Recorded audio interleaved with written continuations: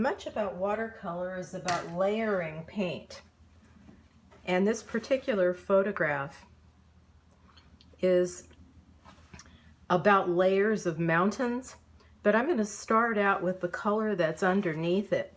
And I look for the color that is the base coat, if you will, that's inside an image or the paint or a photo or real life. What's really tinting the environment around it, and what's underneath, what's the lightest color you see. And what I'm seeing is almost a light pink in that photograph. So you could see the almost a pale almost a permanent rose or alizarin or something that's going on in there. So I'm going to take my photograph and move it aside. I'm going to start with a large wash brush and a paper towel.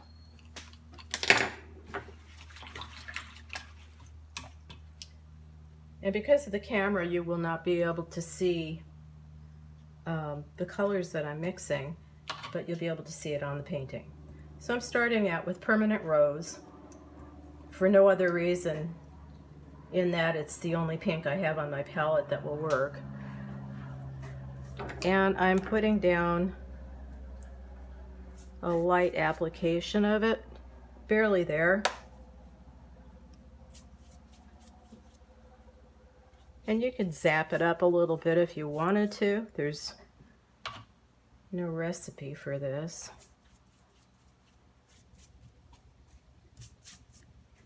And just clear water as I go down. Now what's down below may or may not matter in the lower mountains.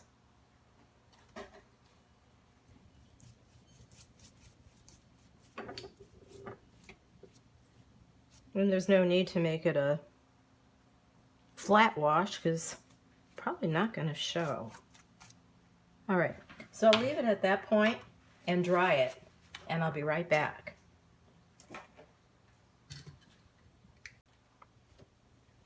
Okay, I'm back, and now I redrew my drawing. I got it a little bit darker because when I had done my wash, I lost it. And I hope you can see it a little bit better. And I found the original, the colors that I was going to use, and I decided that it's closest to using a cobalt blue, and then I put a touch of Prussian blue in it, or phthalo blue, just to green it a little tiny bit more. And I made quite a bit of paint, or a puddle of paint, so I'll have enough to work with. I'm going to use a large wash brush.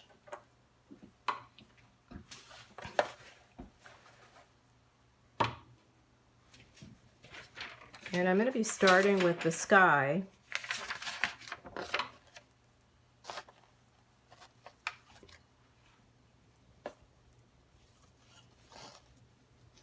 And I want you to know I'm using Strathmore paper, which I absolutely don't like, but I did have some. And since this is an exercise, and I don't exactly care what the results are going to be, I'm just going to use it and enjoy it.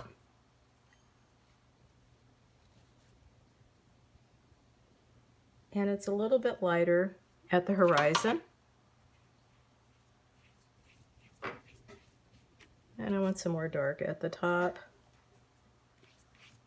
You notice I'm using a really wide stroke. And remember, don't forget that it's going to dry lighter. So you better darken it up as you go.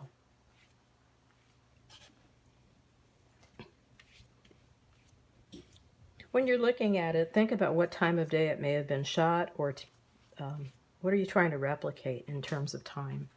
And I like what I've got going there.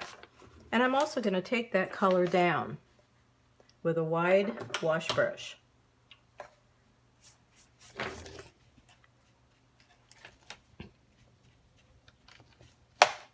Just to tint the mountains underneath. because we're talking about layering.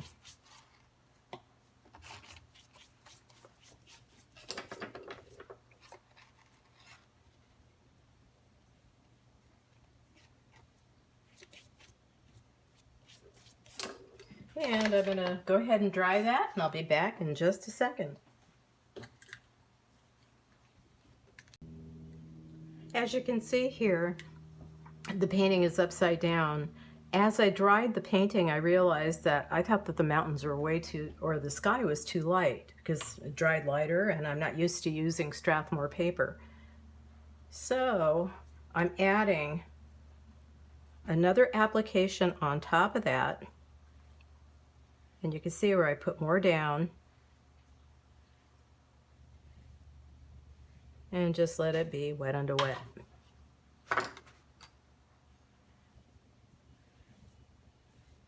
And don't keep mucking around with it. So as it's, there it is, and that's where it's gonna stay. Because if I keep playing with it, it'll streak. I'll go ahead and dry that, and I'll be right back. Okay, that's dry, and I'm ready to start on the mountains. So I'll reverse that. And I've got a pretty streaky sky back there, but it seems like it's got, the image has a lot of layers of, it looks like atmosphere in the distance. So I'm going to leave well enough alone. And I'm going to take a brush that is about a number 14 Robert Simmons. It's a round white sable. So it's a pretty big brush. And I'm going to go with a pale layer in the back. But again, remember, and I'll put a drop of Payne's Gray into it this time. But do remember, it's got to be a little bit darker than the sky.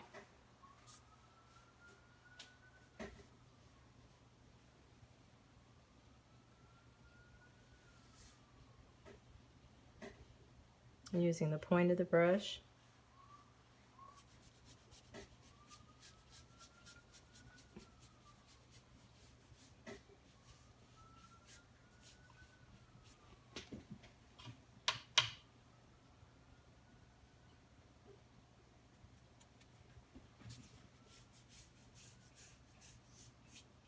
I think I'll just go ahead and move downward and fill in.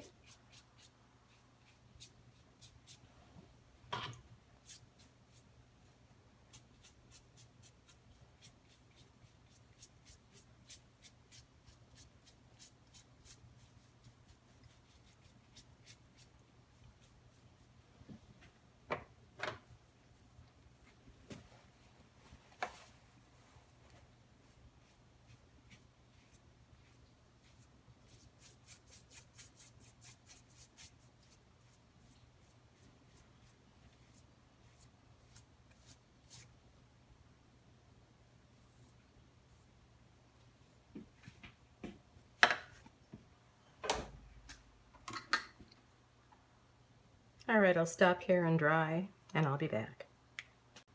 Okay, now I'm going to start with the mountains in the distance, and I'm switching brushes now to a smaller brush, which is now a number 12 Robert Simmons. I redrew the mountains because I had lost it again. I should have drawn darker to begin with. So I'm going to go back to my photograph and use that reference, but also putting your imagination into it. And what we're trying to show here is a sense of distance and atmosphere. And I see a little bit of fog between the mountains here. So I could wet it a little bit, take my brush sideways just with the clear water and lift up. Let's show you how to do that again. Do a little scrubbing. Take the side of the brush and lift up and blot on your paper towel. So now I'll go ahead and darken the top of that mountain. I'm going to take the mixture of blue gray that I have already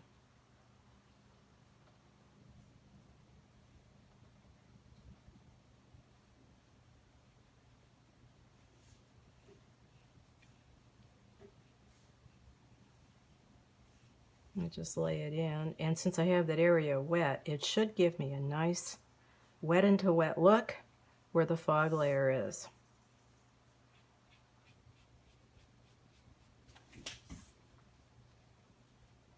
Now this is Strathmore paper, and it does not give you that much sympathy. Arches will not ball up when you do any scrubbing, but this tends to lift up some of the wood fiber. So these little dots are parts of paper that have lifted off. And I'm going to leave that alone. I think that looks fine. I could even add a little bit more depth to the background, I think, at this point. Maybe a little bit. And I'm always using my paper towel again to control the water flow on my brush. So I like what's happening here, and I'll dry it and then go through this process again. So bear with me for 1 minute.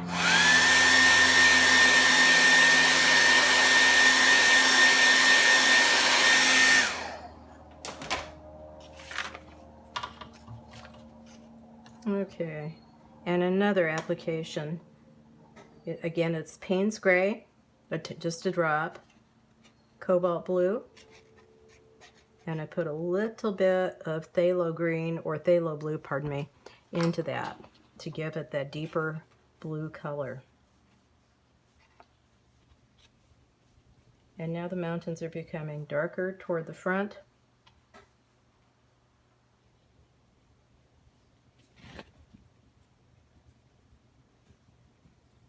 And to gray it, I'm going to add a little bit more of my Payne's Gray.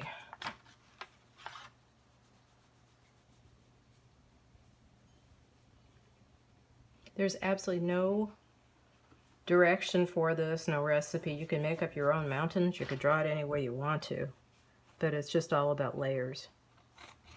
And I like the fog bank that's happening there. And I want a little bit more fog here in the foreground, so I could take a wet brush and do the same thing, softening the edge. So your brush can soften, it should be able to lift for you, and you can almost bring it to white with some colors. So that's looking pretty good. And I'll dry the edge a little bit more. Here, I'm going to do the same, but this time I'm going to darken the color up one more time. So you're working darker and darker toward the foreground.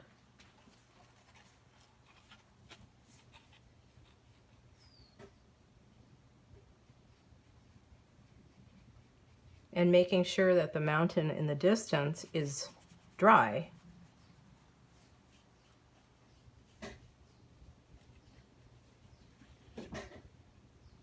I'm adding a tiny bit more of the gray.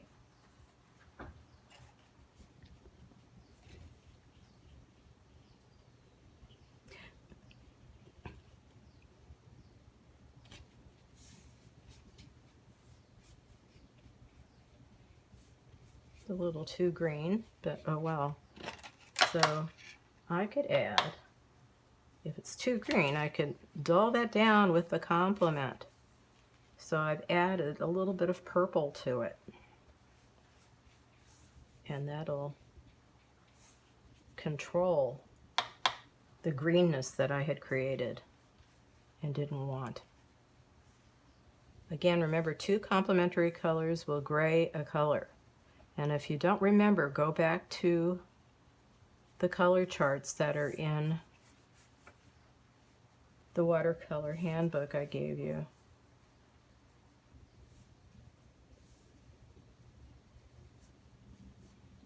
I'm kind of recovering my drawing here. I want a little bit of dark on the ridge here.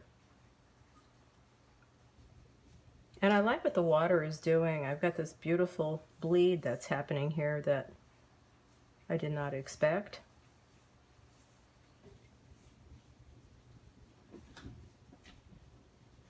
And I'm stepping back. When you're painting, always step back from your work.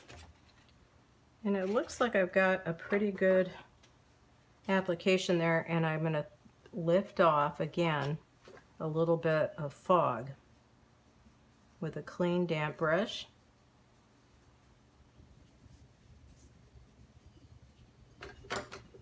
And the paper towel treatment. Okay, I'll go ahead and dry that. Give it about 1 minute.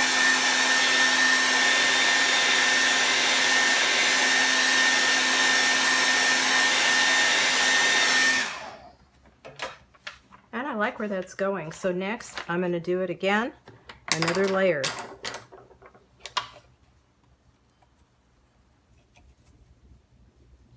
This is, again, a little bit darker. And I've added a tiny bit of violet to it, or Winsor violet in this case.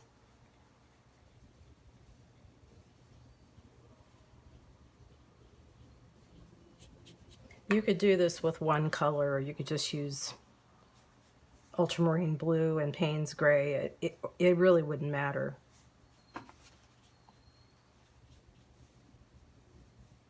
Or you could use just a single color.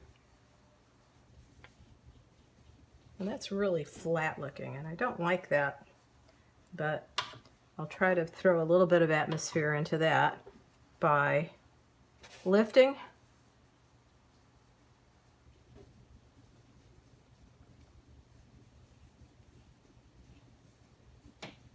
and maybe making the dark bottom a little bit darker.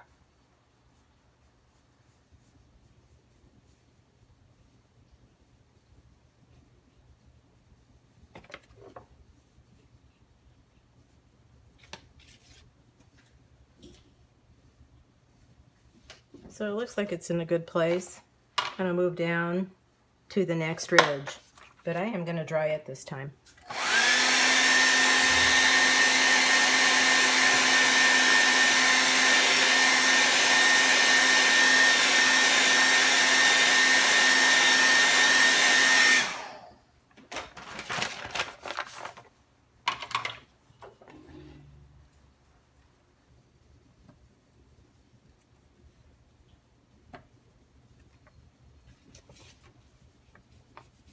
Same process.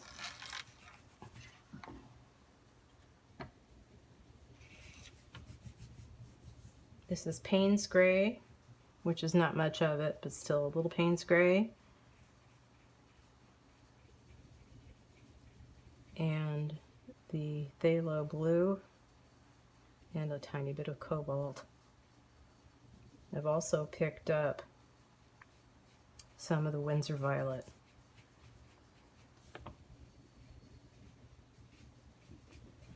I find it almost an all-purpose color for dulling colors. That's a the Winsor violet. It just seems to give a lot of variety to a lot of treatments. And there are a lot of other violets out there, but that one is a true blue violet, and yet it still has some nice undertones of warm. Okay, I like what's happening here. I'm going to dry it, and I'll be back.